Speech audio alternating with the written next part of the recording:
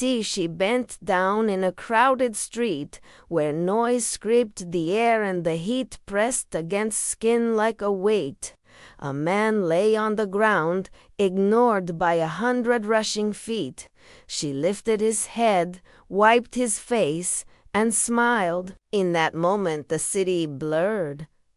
He looked at her and whispered, "Thank you." Till he died with a smile. Mother Teresa didn't explain mercy. She held it in her hands. Tonight, I want to share a simple prayer and a few stories from her life.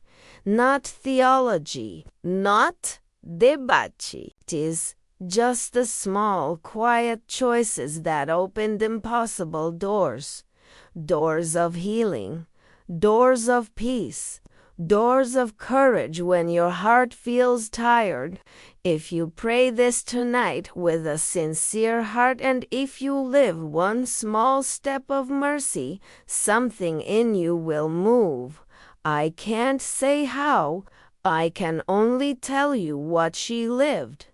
Mercy opens doors. Mother Teresa believed God's love is found in the places we rush past. In the alley, in the hospital hallway, in the face that looks hard to love. As she used to say, if you can't feed 100 people, then feed just one. Not because one is sacred. When we honor one life, God opens space for more love to enter. She started with nothing but a blue-bordered sari and a promise on a train when she felt a call within a call.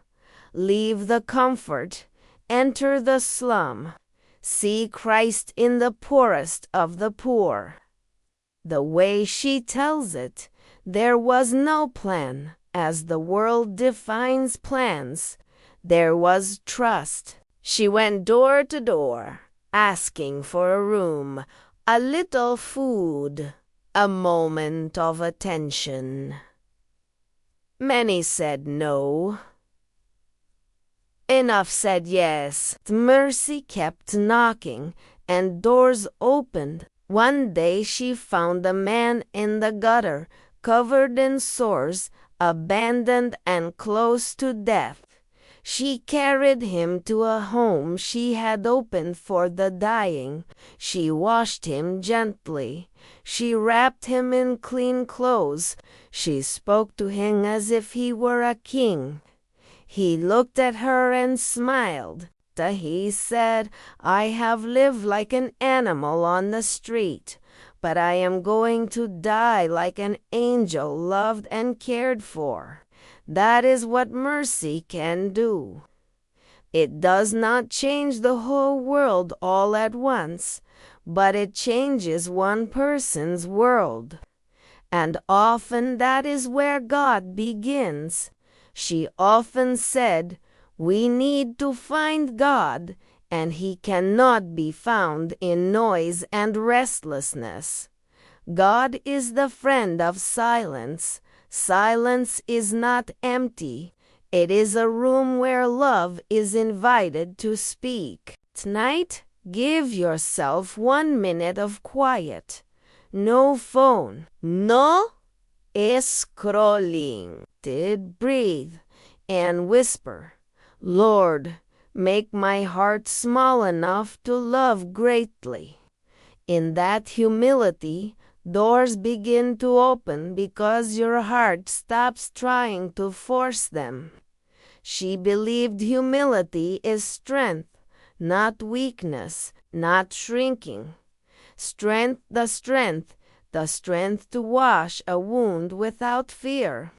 The strength to apologize first. The strength to show up again when no one notices. She called it doing ordinary love. Ordinary like a glass of water given to a thirsty child. Ordinary like holding a hand in the night. You don't need special words. You need a willing heart. There's a story of a volunteer who came to Kolkata eager to help.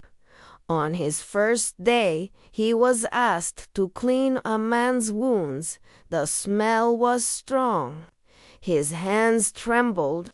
He looked up and said, "Sister, I couldn't do this for $1,000,000. To Mother Teresa smiled softly and replied, "Neither could I, but I can do it for Jesus." And then she knelt down and began. It wasn't about money or recognition. It was about a person. Always had a face. Another day, a small boy brought her a piece of bread. He had begged all morning and earned just enough to buy that one piece. He placed it in her hand and said, "This is for my poor." She saw in that tiny gift a kingdom movement. Love multiplies. So, even when it hurts a little, your heart learns a language your mind cannot explain. Doors open because generosity turns the handle. How do we find that courage? She said. Begin with a smile. Yes, it sounds simple, but try it. Smile at the person you usually avoid. Smile into a tense room and watch the air loosen. Peace begins with a smile because a real smile says, "I see you." And when someone is seen, a door cracks open where there used to be a wall. Prayer was not a performance to her. It was a posture.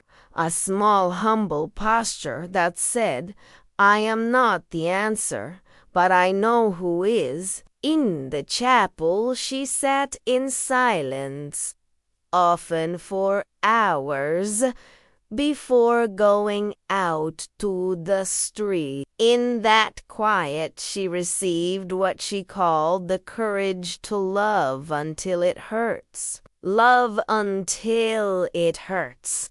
And if it hurts, love even more. The wound becomes a window. Through it, light enters. Let me offer you a simple way to pray tonight, the way she might guide you. Find a small corner, sit in stillness.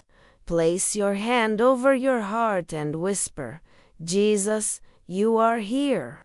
With each breath, imagine His love moving through the locked rooms inside you. Maybe a memory that still stings. Maybe a fear about tomorrow. Maybe a resentment that feels heavy.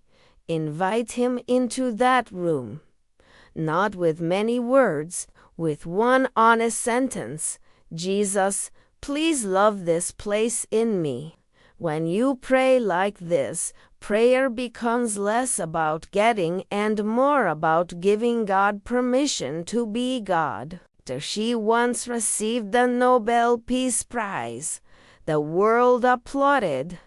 Cameras flashed, and she asked them to turn the banquet into bread for the poor.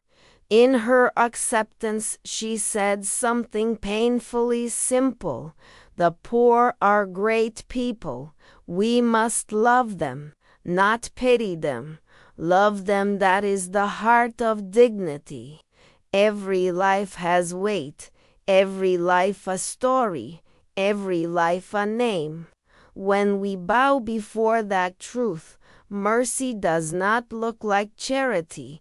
It looks like family. You may be thinking, my life is full. Chill is tight. I don't have a slum outside my door. But there is always a hungry place near you. It might be your own home, the hunger for a kind word, the hunger for a forgiving look, the hunger for someone to say, "Stay, I'm listening." Mother Teresa said, "The most terrible poverty is loneliness." So look for the lonely ones in the office, on your street. In your own family, sit with them a moment. Let your presence say, you are not alone.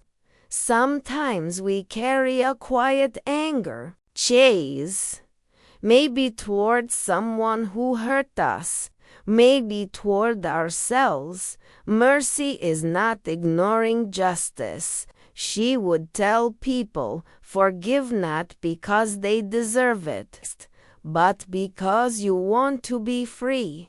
Forgiveness opens a door inside you that has been locked for years. If an apology is not possible tonight, begin with a blessing to God and ask for light to surround them. You are not agreeing with the harm. You are choosing not to carry it longer. About small acts, they seem invisible, yet they assure. A door opens in you when you choose them. And then, strangely, doors you could not open on your own begin to move. Fear loosens, anxiety softens. See as a seat at your table. She saw this every day. God is drawn to smallness, the stable in Bethlehem, the seed in the ground, the whisper a soul can barely speak. Ask yourself one honest question. Where do I need mercy to open a door in my life tonight? Is it a relationship that feels frozen? A decision that scares you? A grief you keep postponing? Name it, hold it up quietly, and then offer one act of mercy to someone else. It doesn't have to match your need. Just give what you can. Watch what happens inside you when you do. Maybe you remember a time you failed badly. She used to tell her sisters, we are not called to be successful. We are called to be faithful. That line can feel like a soft blanket on a stormy night. Faithfulness is a steady hand on the oar when the waves rise. Do the good you can with the strength you have. Leave the rest in God's hands. Success is a door the world guards. Faithfulness is a door God keeps open for those who show up. She loved to tell this story. A man came to her and said, Mother, I want to do something great for God. Where should I go? What should I build? She smiled and said, go home and love your family. Is always easy, but because love at home is the training ground for love in the world. If you can bring peace to your kitchen table, you are already building a shelter for strangers you've not yet met.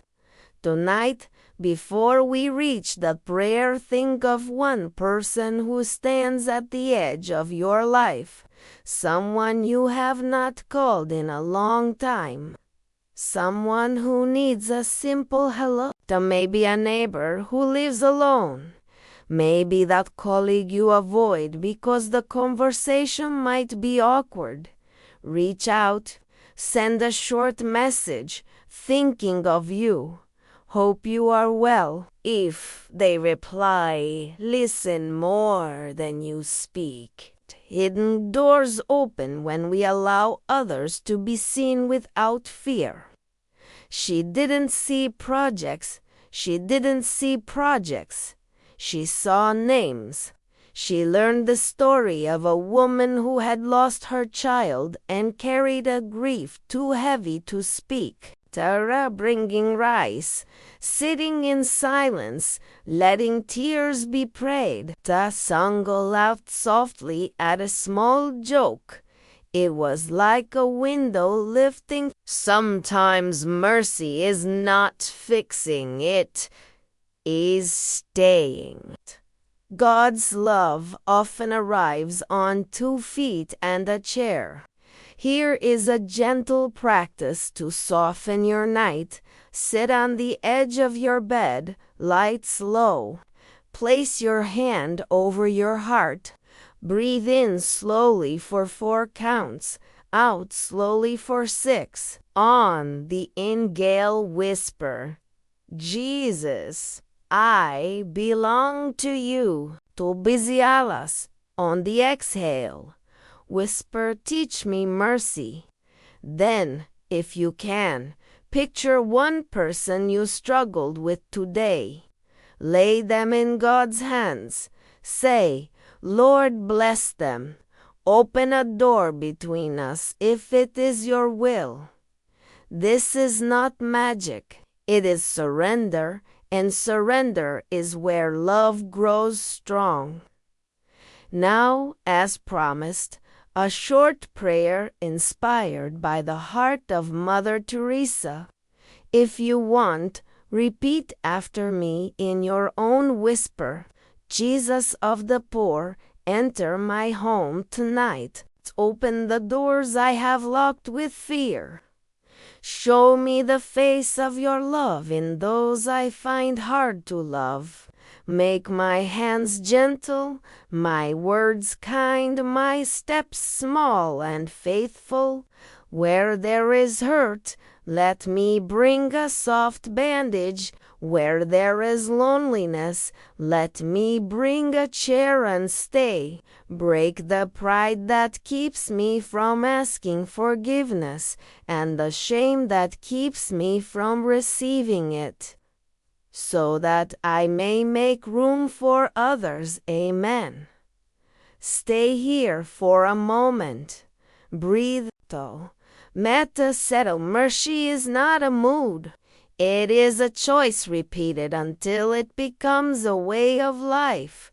If you prayed this, trust that something has shifted. You may not see it yet. Doors often open before we notice the light coming through. There is a tenderness in her way that can disarm the hardest heart. She didn't need to shout as she didn't demand applause. She loved like a quiet river that wears down stone. Do you want to love like that? Begin in the next hour. Para with bayaw para conta without being asked. Offer the last piece of bread. Sit with someone's frustration without fixing it.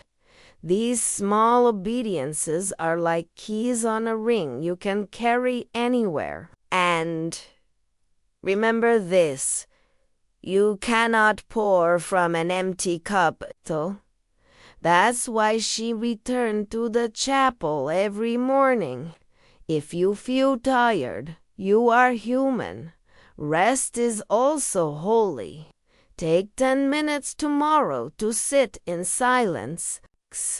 Place your day in God's hands before it begins. Lord, let me do small things with great love today. Think that whatever comes, you will not be alone. People, whoa, talk you mercy. A grandmother who stayed late by your hospital bed. A teacher who spoke hope into your worst day. A friend who forgave your sharp word. Thank them in your heart now. And if they are still alive, tell them this week. Gratitude opens doors both ways. There is one more story.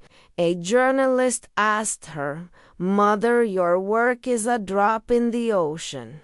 Do you really think it changes anything? She smiled. Without that drop, the ocean would be less. That is the secret. Your drop matters. Your small prayer. Your kind word. Tia, your careful listening, none of it is wasted. In God's eyes, Nothing is small. Tonight, as you turn off the lights, let your last words be simple. Thank you. Help me. I love you. Then sleep. Dick, let mercy keep watch at your door. In the morning, when you wake, greet the day with a smile, even before you feel like it. Smiles can be chosen, the way a light switch can be flipped. And sometimes that small light is enough to guide someone else through their dark room. Hear this blessing spoken over you. So may the God who is friend to the small stand close to you. May he open doors you cannot open. May he soften what is hard, heal what is breaking. Your hands to serve gently, your feet to walk humbly, and your heart to love until it hurts, and find joy on the other side of that hurt. And may your home tonight be a little more peaceful because you chose mercy. If we have no peace, it is because we have forgotten that we belong to each other. Remember it now. You belonged. And so does the one who is hardest for you to love. Ton Meroda. It's just when you remember that a door opens, and behind mercy, in quiet strength, comes peace. Before you go, pause once more and whisper the prayer again if you wish.